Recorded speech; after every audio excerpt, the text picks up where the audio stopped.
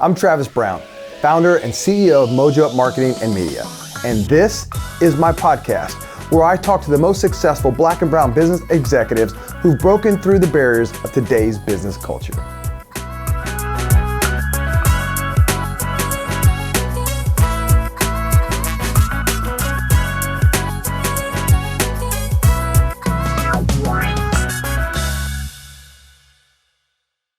Welcome to Mojo Up Live, the diverse and talented podcast. I'm your host, Travis Brown, and today I have Brandy Davis Handy, and I'm super excited because she is the Chief Customer Officer at the a.e.s. company. So, welcome to the show. Thank you. Thanks for having me.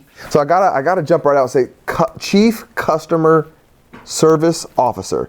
What is this role? Chief Customer Officer, so in essence, it's everything that touches our customers. So from our residential call center, so for those who are calling in, have a question about their bill, want payment options, our business side, so we refer to it as strategic accounts. So those are our, everything from small businesses to our large commercial industrial customers like an Eli Lilly and Company or Rolls-Royce. Then we have a group called Utility Transformation, and we've got a couple hundred of our people that are really working right now really hard, working on rebuilding our systems that really help us improve our overall experience for our customers. So you're gonna start hearing a lot more about that here in the coming months. And then all of the products and programs that I believe really enhance our customers' experience with a.e.s. So anything from energy efficiency to electrification. We also have what we refer to as DER, which is our renewable, kind of the renewable side of our business. So whether it is an individual, a family, a household, or a large company wanting to know how they can help, how they can work with us to meet their sustainability objectives. And that could play out from, electric vehicles to solar and energy storage, and then economic development. So there's a lot that is encompassed within kind of the customer organization. Yeah, so I knew it was a big role and had a lot packed into it. But anybody has a C title, it's kind of like, all right, in an organization hierarchy, like you're a baller now. It didn't happen overnight though, no. Right? So talk us through a little bit. What's that journey been like? Yeah, it's been interesting. I think my journey has been unique because where I sit today is absolutely not probably what I envisioned. Not even really like 10 years ago. But I love it. And I can't imagine being anywhere else right now than where I am right now in my career. I grew up thinking, knowing that I was going to be the next Oprah Winfrey. And so I wanted to be a news reporter. You couldn't tell me anything different. Wow. I remember begging to stay up late at night to watch the 11 o'clock news. When the paper would come, I would go down to the basement and sit on a bar stool and read the headlines to my parents. And so that was my way of practicing to be an anchor.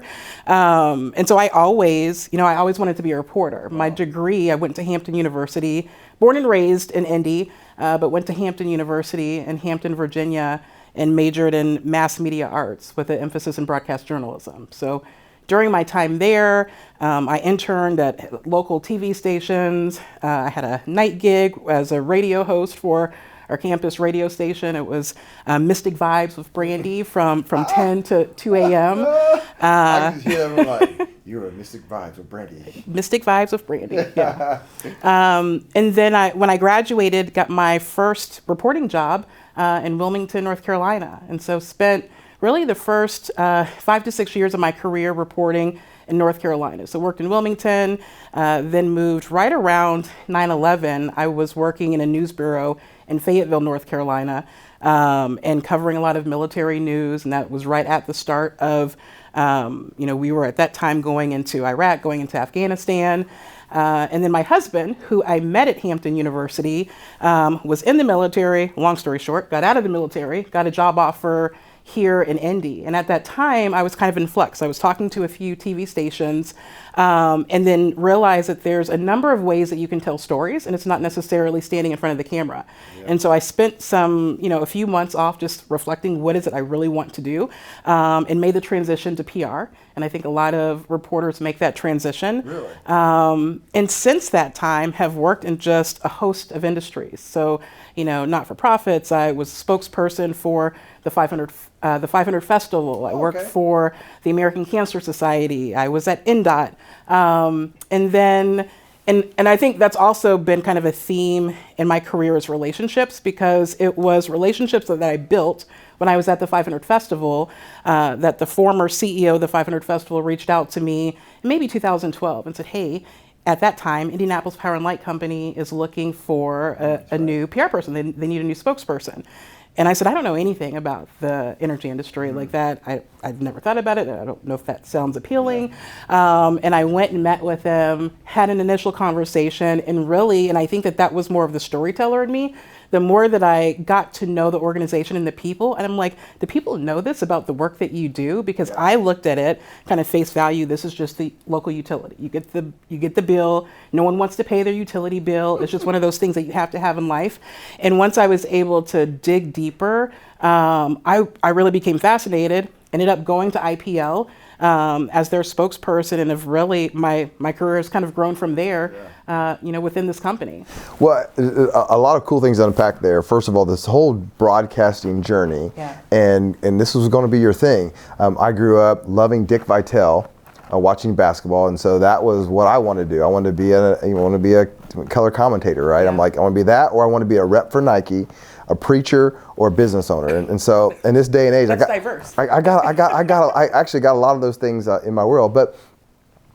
You also use the word spokesperson. Yeah. So I want to understand your journey to be a black female spokesperson for large, predominantly white organizations. What was that like to realize that you could be that voice? It's been, there's one memory in particular that I think about all the time, and it was when I joined the 500 Festival. And so for me, I grew up in Indy. So the 500 Festival, the race, has always been a part of, I think, who I am, who the city is. I, grew up, my parents took me to the 500 Festival parade every single year. Wow. They went to the race. They left me and my sister at home, but I remember laying in the backyard and listening to it. And so for me, it was just, I'm excited to be a part of this kind of history of Indianapolis. And I wasn't thinking of it as, so I take the role. The very first interview that I did as the spokesperson for the 500 Festival was with a.e.s. Brown. And I will never forget the way the show opened. And I have so much respect for a.e.s. And the show comes on, and he's, with us today is Brandy Davis Handy, the new spokesperson for the 500 Festival. Can you believe that they've hired a black woman as the spokesperson? And in that moment, it dawned on me that this is what kind of opportunity this is. So for me, I was kind of thinking of it as face value. These events are a part of our city. Mm-hmm. It's about, I've been a part of it, and I was excited about that, but I didn't think about the opportunity in terms of broadening that experience, because I do recognize that some of the experiences that I've had, not everyone has had. And I remember we had the interview and going off air and talking to a.e.s. more, and it was really kind of my first aha as being in that spokesperson role of the impact that I can have in being in those shoes outside of just what I personally want to get out of it. Mm-hmm. I think that when I think about some of those organizations and thinking about journey of black executives, it's empowering to see what you've done, where you are right now, and the path that it's created for others that I don't even know of, right? And so you think of somebody like 500 Festival, which we're actually shooting the mini this year. You're the a.e.s. Is it a.e.s. parade? A.e.s. 500 Festival parade. The parade. So we're shooting all that stuff, and so a wonderful organization, but. I just, hearing you just say that was just so cool to be like the voice of, right? The spokesperson for, an organization, and thinking about what PR is, and that's really what PR is. Like you're the voice. Yeah. Like it's your thoughts and how you present itself. Have you ever been at, I'm gonna say the podium or writing something and kind of going, I don't know if this is me. Like how do I decipher between what I want to say personally and what the company really needs in that type of role? Yeah. And I'm not talking about necessarily your role at a.e.s., but I'm saying in that type of job. And I think that as I've matured more and gotten more confident in myself and the value that I bring, and also understanding, the shoes that I'm wearing and how that impacts my community, I think I feel more empowered to use my voice. And so, there's one time in particular that comes to mind is really in 2020. And I feel like there are a lot of us, probably anyone who was Black in that time, if you were in a public relations role or had any sort of impact in how your company is responding externally, whether it's via social media, press releases, what have you. And I wasn't at a.e.s. then, and I was at a.e.s. for a long time. I left and I actually came back in 2021. I was with another company, but I remember probably the morning after, it was a Friday morning, after the George Floyd murder. And I just remember waking up that morning and watching the news and seeing the images and being in tears. And my dad called me, and I'll never forget the tone in his voice. Both my parents are from Mississippi. And they're like, I can't believe, just knowing what we personally have been through, that we're sitting here in 2020 and we're still having these same conversations. We're still having these same fights. And so I go into my leadership team meeting that morning with all of this weighing on me.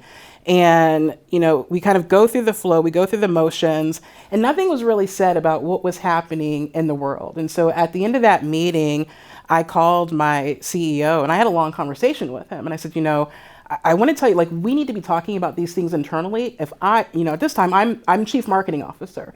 And if I'm having a hard time showing up at work and doing my job, imagine what everyone else in our organization is feeling in this moment. You don't have to be Black to be feeling that way. So the following week we had, we did what a lot of companies did. We brought our people together. We had large company meetings. We started saying, what do we need to do internally? What do we need to do externally? And then the conversation shifted to, we've got to put out a statement on social media. And so, what's the statement we want to make? And that was the week where everyone was turning the squares Black. And I was, as the chief marketing officer, I'm getting emails from people internally, hey, Brandy, when are we putting the Black square on our social media? And I'm like, what does that Black square represent to you?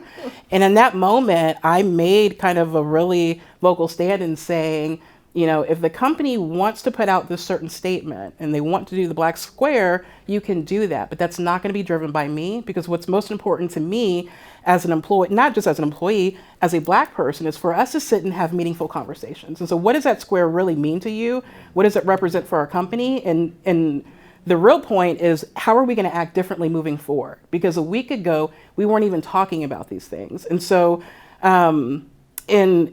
and after that moment, we started having the conversations and we went in the right direction. But I realized I've got to step away from kind of normally the PR Brandy and, focus on how we're positioning this externally to, no, I can't do that, because, I'm a Black woman. I've got to go home tonight and look in the face of my son and my daughter and explain to them the images that they're seeing on TV and really set them up for the reality of what their world is. Because the reality is, it wasn't the first time it happened, and it absolutely hasn't been the last. And so that was probably the first kind of pivotal moment in my career where I said, you know what, there are times you've got to, you can't always come with your PR, and you've got to, and not saying that PR is wrong, but I think that the importance of PR is finding people who are I'm always going to think about what's best for the company. And what was best for the company in that moment is for us to focus on our people internally and what that moment meant for us and how we were going to drive action in the future, and step away from what we needed to tell people externally, because that didn't matter at that moment. It's about supporting our people. And if we're doing the right people, that will show up in an external way down the road. I think it's just powerful just to hear you unpack your thought process there. We're shooting this in Black History Month. It won't air for a couple more months, but I felt like that way a lot about Black History Month. In fact, last year, I'm like, we're not posting shit on Black History Month. Yeah. This year took a little bit different approach, where I did want to post a few things. I wanted to talk about a few things. But we're actually going to try to launch the whole Black History 365 and start featuring people every month outside of Black history. It's kind of like, I want to talk about the other 11 months. Yeah.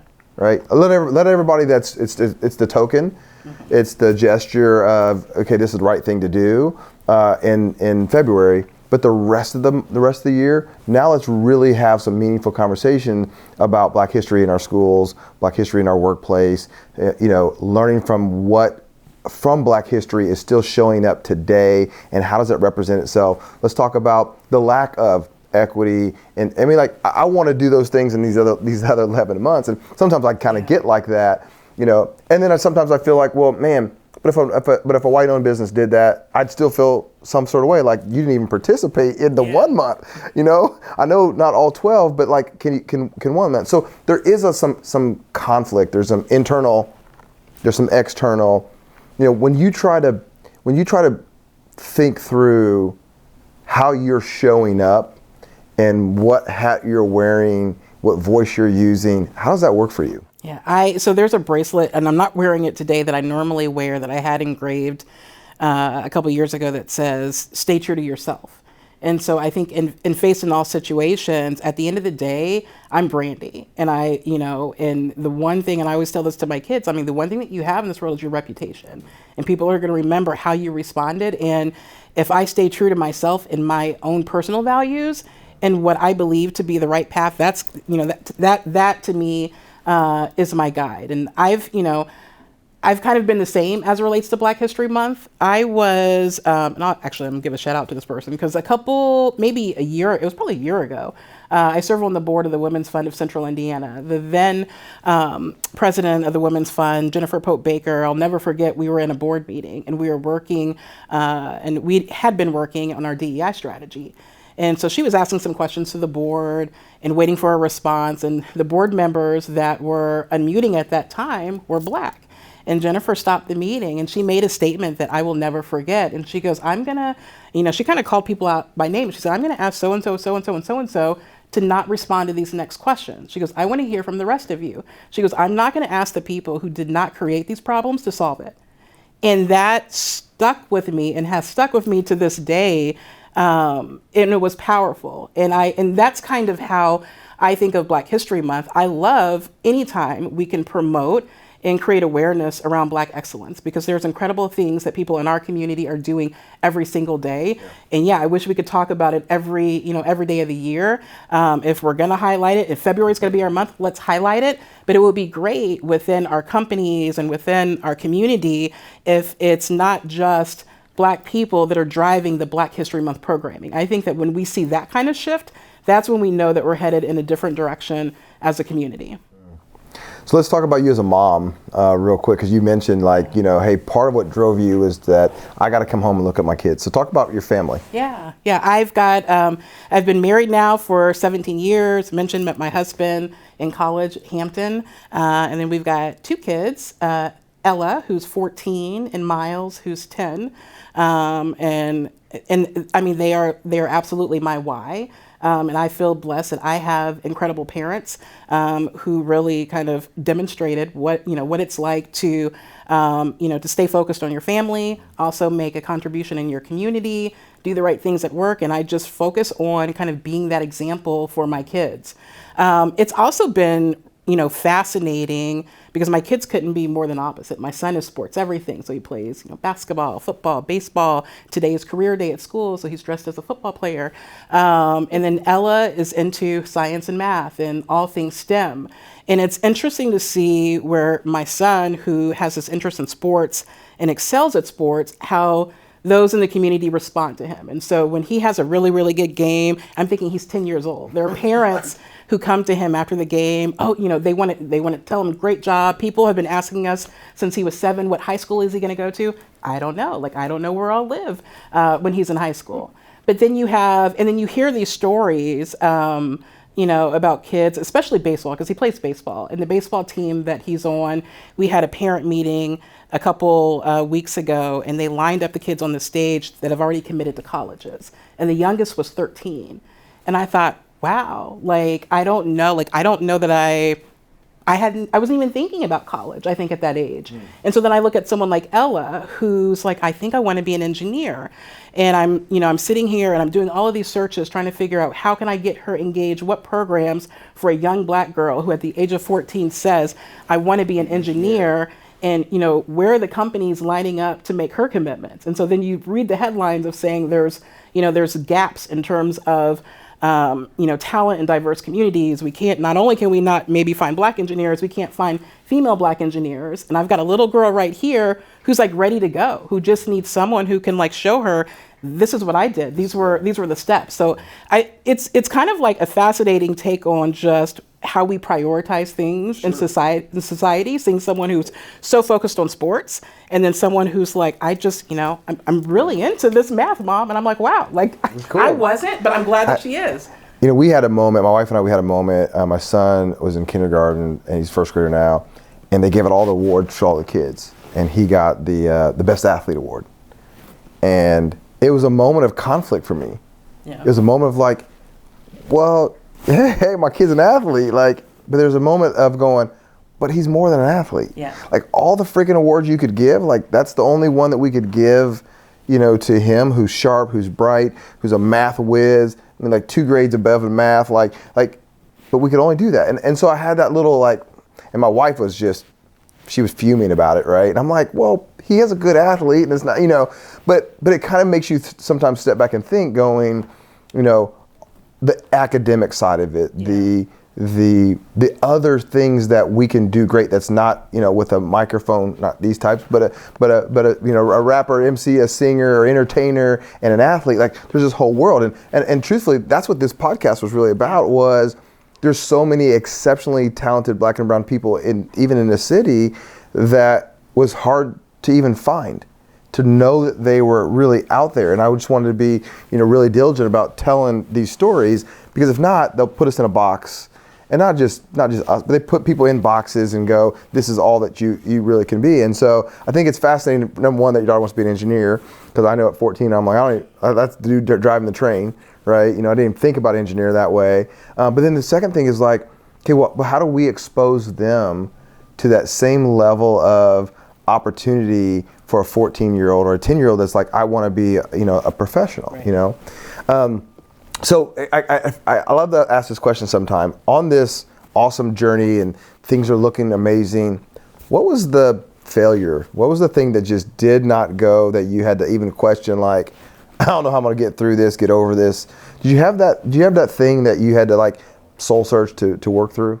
Yeah, I mean, I think, when you're in a leadership position, it's about making hard decisions, and, always staying, my dad always tells me, Brandy, leadership is about, making decisions that are going to last after you. And those are things that we always work on. I think the thing for me that's been most difficult, and it's kind of going back to a topic we talked about a little bit, is kind of understanding the impact that I have within my organization, being a female Black leader. And when I started with a.e.s. in 2013, and then in 2015 was promoted as the communications leader for our U.S. businesses. And in 2018, I made the decision to leave the company. And it wasn't until then, and I remember on my last day, there was someone who worked in we refer to it as T&D, our transmission and distribution department. So if you think of the linemen who are out in the field, those that are really helping to keep the lights on across our community. And I got a call from the security officer saying, hey, so-and-so is in the lobby. And he came up, and so most of the people who work in the field, they're actually, he doesn't even work in that building. So I thought, well, this is really, really odd. And he came into my office and he sits down and he had tears in his eyes. And he goes, I just want you to know that and he's like, and at that point he had been with the company for almost 40 years. And he goes, it was one of my proudest days when I got the announcement that you were promoted into this role. And he goes, and I didn't want you to leave without telling you the impact that had on me and a number of us throughout the organization. And he was like, I'm so proud of you. And it was just this moment where it hit me, and I realized I've been in this role for 3 years, and a.e.s. Indiana is a company that's been around for over 100 years, and it's a part of all of us because, people need electricity. Yeah, the thing that I've always loved about this company is that we are in the community, and every time I'm out, people are like, oh, my grandfather, retired from a.e.s., my mother, my sister, everyone knows someone at some point that worked for the company. But the reality is, at that point, there had been not only very few female leaders, but honestly, outside of maybe Joe Slash, years ago, no other Blacks had been represented in executive leadership. And it hit me, the opportunity that I had been sitting in the last 3 years. And I thought of all of the ways that I should have done more being in that seat. And in 2021, when the opportunity, was presented to come back, And outside of me, the one thing that I knew when I left AES is I'd always looked at myself as a communicator and a storyteller, and I thought that that could translate across any industry. And when I left AES, I thought, man, I miss the energy industry because it's a fascinating industry because it's going through so much transformation. And so when I came back in 2021, I said, I not only want to be a part of this exciting transformation, but I want to do everything that I can to represent. There are so many Blacks in energy that are doing incredible things that are a part of what I think is a historic transformation as we're shifting generation. When I started in 2013, 99% of how we generated electricity to the community was through coal. That is shifting, and we're going to be out of the coal business, by the end of 2024. And I see what's happening behind the scenes and the people that are making this happen. And I'm doing everything that I can to really help uplift those people and those stories, and make way for more opportunities within the company. And so I'm absolutely taking, kind of this new journey with AES in a different way. Well, it's interesting because as we've started to work with you guys a little bit, I've learned more about this transformation that's going through, and it's been been very difficult just to, I call myself almost an outsider to this, to learn.